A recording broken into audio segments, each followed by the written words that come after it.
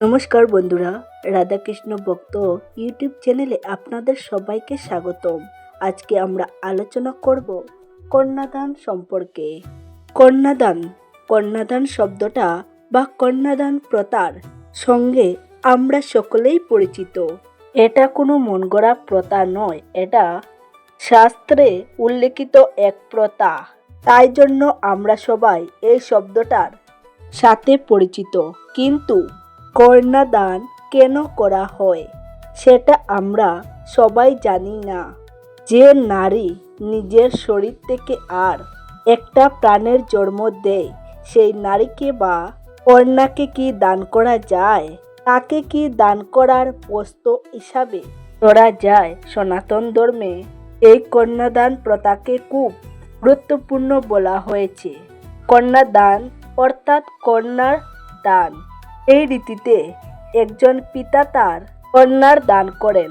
বিশ্বাস করুন, এটা খুব কঠিন হয়ে পড়ে এক পিতার কাছে তার কন্যাকে একজনকে দান করার ক্ষেত্রে, কারণ প্রত্যেক ছোট থেকে সব থেকে বেশি ভালোবাসে এবং তার সমস্ত আশা, সমস্ত স্বপ্ন, সমস্ত চাহিদা পরিপূরণ করার চেষ্টা করে।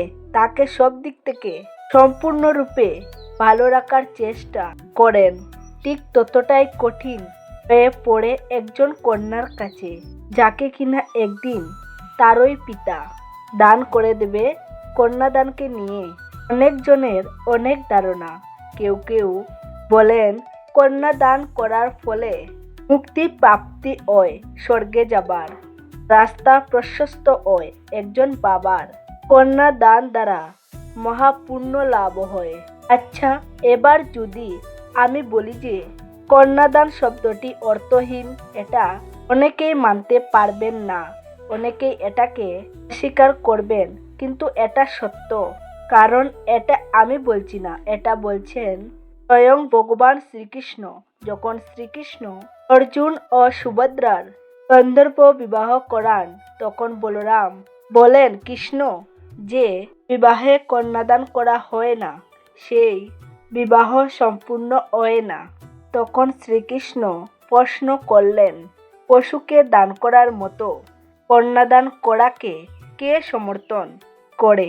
ভগবান শ্রীকৃষ্ণ কন্যাদানের মতো শব্দের বিরোধিতা করেছিলেন।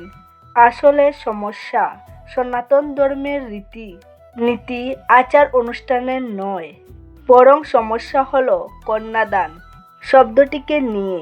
কন্যাদান শব্দের অর্থ হলো কন্যার আদান, কন্যাকে দান করে দেওয়া নয়।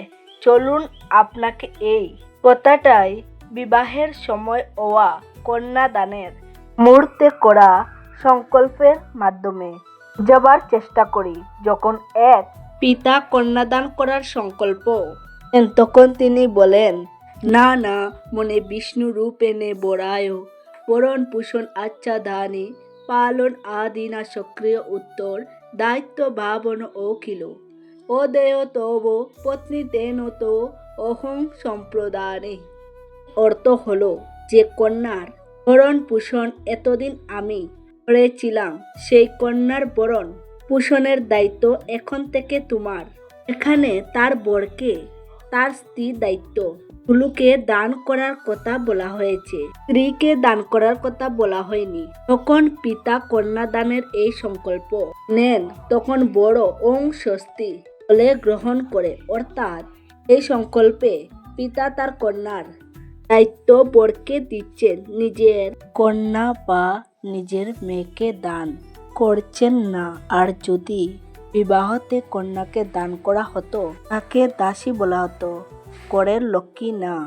নারীকে লক্ষ্মীর স্বরূপ বলা হয়, লক্ষ্মী মাতার অংশ বলা হয়।